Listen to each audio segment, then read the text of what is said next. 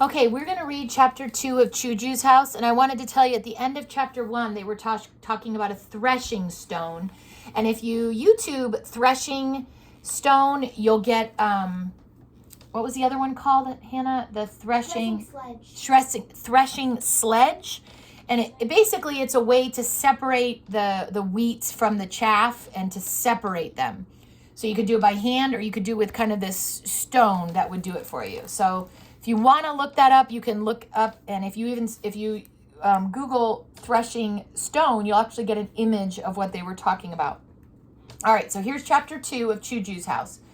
When I returned with Auntie Tai and Baba, I was sent from the house and told to remain out of the way.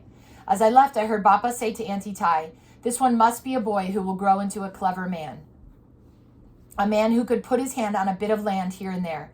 He would not be satisfied with our pitiful plot." To make the time pass, I went to our pitiful plot and began to weed among the rows of garlic and onion.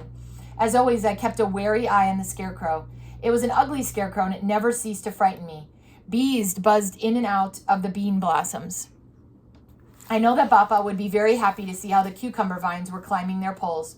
I crept along the rows, tugging at the weeds. Some came away in my hand lightly, and others had roots that seemed to reach down to the very center of the earth. The smell of garlic and onion was on my hands. All the time I tugged at the weeds, I thought of my new brother, hoping that after he was born, my Nene and Bappa would stop looking at me as if I had done something wrong when it was not my fault that I was a girl. Hours went by, but I heard nothing of a little brother. A soft rain began to fall. At first it was only a gentle touch on my cheek and hands, but soon I was pelted by large drops. A flock of bright blue birds with black faces darted into the shelter of a camphor tree. I crouched under the eaves of our roof, not daring to go inside the house until I was called. Because of the importance of what was happening, I had been forgotten. If it is a little brother, I thought, this is how it will be. They will forget about me. But that would be far better than having a sister and hearing Nene's anger and Bappa's disappointment. The courtyard filled with water, and I took off my shoes to keep them dry. The stones under my feet were cold, but the rain was warm. I could feel the vegetables' happiness at the rain. I thought the rain that made the crops grow was a good omen. I felt sure the baby would be a boy. "Chuju," Nene shouted, "why are you crouching over there in the rain? Don't you have the sense to come in the house? You are needed at once. Make tea for Auntie Tai. There is much to do here." My heart dropped into the pit of my stomach. If Nene had been pleased with the baby, she would surely have made the tea for Auntie Tai. That the task could be left to a young girl was an insult to Auntie Tai. In an offended voice, Auntie Tai said, "I will not stop for tea. They will be expecting me at my next house, where they are sure to have my tea waiting for me and my sesame cakes as well." There was no courteous Zai Jian as she left. And Zai Jian is farewell. "Since you have brought us a girl," Nene called after her, "you would do well to find a place for her." I crept into the small room in which my parents slept. Mama was lying very still. Bappa was standing beside her, looking down at a small bundle wrapped around and around with a cloth. There was deep disappointment on his face, but also a kind of wonder, the same look I had seen when he gazed fondly at the green shoots in the cornfield. It was not a son, but it had lain like a tiny seed inside of Mama, and it had grown, and now here it was. Nene saw the look as well, and said in a brisk voice to Bappa, "Your patients will be waiting for you at your shop. You had better go see them. You are the only in the way here." Bappa reached down to touch the bundle, but seemed to think better of it. As Bappa started for the door, Mama pleaded, "You will have nothing done with the child?" "The sooner nothing is done, the better," Nene answered. "Are you to nurse and take care of her all day? You will get used to the child, and then what?" In a weak voice, Mama said, "2 girls are not the greatest evil that can befall us. Chuju is a good worker." Nene said, "How long will that last? She will marry, and you will never see her again." "She is just 14, Mama said. "By the time she marries, her little sister will be there to help. Perhaps by then we will have a son." "Talk of another child is foolishness," Bappa said. "Some village tattletale would report to the government that we have 3 children, and the government would fine us so many yuan. We would have to sell everything we have to pay the fine, or worse. You know that the officials knocked down Lee's house because he had a 3rd child. You cannot have a son to carry on our family name until this baby girl is gone." Bappa's voice became less impatient. "We will wait a little," he said.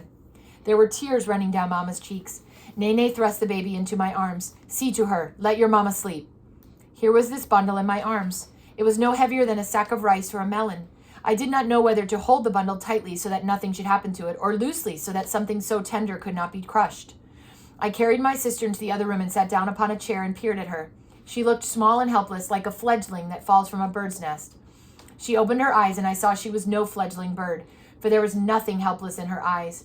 They were shiny and black and crackled with life. She made little sucking sounds with her mouth and waved her tiny hands about. She was like a seedling that pushes up from the ground, bending this way and that until it gains more growth and can stand firm against the wind. The baby began to whimper. I smoothed down the cap of black hair that stood straight up on her head. I walked back and forth holding the bundle and speaking to it in whispers, telling it that Papa had said, "We will wait a little," so that there was no cause for whimpering. From that moment, except for the times Mama nursed her, the baby's care was given over to me. I remember Nene saying to Mama, "You will get used to that child, and then what?" And after a few days, I asked, "What will you name her?" And Nene said, "There is no need for a name." I trembled at Nene's words, for I knew if the baby had a name, it would place her a little more firmly in our family. In my head, I named her Hua, Blossom, because she was born on the day that beans blossomed and their fragrance was sweet in the air. The days went by and Hua was still there. She was with me always. Nene taught me how to wind a length of cloth to hold the baby on my back. When I went on an errand into the village, she was with me. She slept beside me at night. Even if I was fast asleep, her softest cry awakened me. When I picked her up, the crying ceased.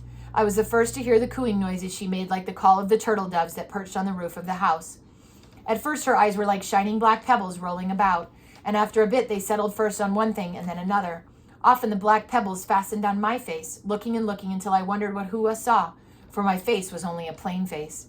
I thought of this baby like a puppy to be carried about with me, something to hold close to me and warm me and amuse me with her little tricks, a new one each day. Her smiles when they came were all for me. But there was much work to be done for the little creature. I was awakened at night by Hua's cries and had to carry her mama to be nursed. Again, early in the morning, I was awakened. All day long, she had to be changed and cleaned. Some days they would be crying and I would find no reason for it. There was never a minute when I could wander to the village and spend time with a friend. So when Nene argued day and night that something must be done with the baby, there were times that I did not care if my sister was sent away. One day I was hoeing a row of turnips in our pitiful plot. The day was hot, and though I had put Hua in the shade of the chestnut tree, she whined with the heat. I was thirsty and sick of the whining. I left Hua in her basket and went to the house for boiled water, in no hurry to get back to my work, and Hua's whining. I drank my water and was returning to take up the hoe when I saw a great black vulture settle on a branch of the chestnut tree just over Hua's basket. It had an ugly bald head, a cruel yellow beak, and sharp talons. I ran at it, screaming and threatening it with the hoe. Such vultures stole ducks and piglets and even grown dogs. What might it have done to Hua? My hands were shaking and my breath would not come. I sobbed with fright. Suppose through my fault I had let the vulture carry off my sister. After that, everything changed. I would not let Hua out of my sight. When Nene talked of how Hua must be sent away, how someone would come and take her, then Nene became the vulture, ugly and cruel, and I hated her. When there was such talk, I held my sister close to me and hid with her in the fields. As the weeks went by and Hua grew, she fretted and seemed hungry after nursing, and I begged a little rice gruel for her. Nene shook her head. "The milk is plenty. We have hardly enough rice for our own bowls." When Nene was not looking, I put a little of my rice aside to give to Hua, and there was less crying. Mama held Hua tenderly after nursing was over, and Papa smiled when Hua's tiny hand curled around his finger. So I had small hope that we might keep her after all. But one evening I found out that there was to be no keeping of Hua. We were all sitting together finishing our rice, mixed with a bit of dried fish, and Papa announced, "A woman will come tomorrow to make arrangements for the taking of the girl baby." In her soft voice, Mama begged, "Let us keep her. She is already a part of us. What will become of her if we send her away?" "That is not our worry," Nene said. "There are orphanages for such children." I looked at Papa, but he only got up and left the house. Later in the evening, when he returned, I heard Mama's voice and Papa's voice long into the night. I hardly slept for watching over Hua. The next morning, after Papa left the house, the woman came. She was a big woman with small eyes, a tight mouth, and a mole on her cheek with a long black hair. She wore a large, loose-fitting skirt and trousers and a shawl, long, loose-fitting shirt and trousers and a shawl wrapped about her shoulders. I thought she would snatch Hua and hide her in that cloth. The woman looked closely at Hua as if she were counting her fingers and toes to see if they were all there. I was sure she had noticed how bright Hua's eyes were, or how neat and clean I kept her. "An unremarkable girl baby," she said. "It will be difficult to find a place for her." She named a price, and Nene, who had never bothered to look at Hua, now began to point out her fine complexion, her thick hair, and her strong limbs. "Just see how she looks about and notices everything around her," Nene said. "We are insulted by such a price. Twice the amount would be too little." Hua gurgled and smiled at the horrible woman. And when the woman and Nene were busy with their haggling and not looking at Hua, I reached slyly under Hua's skirt and pinched her hard. Immediately she began crying, and I hoped the woman would not want a crying child. "There," the woman said, "you are trying to sell me an ill-natured girl who will give everyone trouble." I held my breath, hoping that the woman would not take her. Nene scowled at Hua. She cries because she is insulted that you hold her so cheaply. All the while, Mama sat in a corner of the room, pale and silent. As the two women argued, Mama began to cry. I'd wondered why Nene had not sent her into the other room, and now I understood, for Nene said, "We will not sell her after all. See, her Mama is not willing to let her go."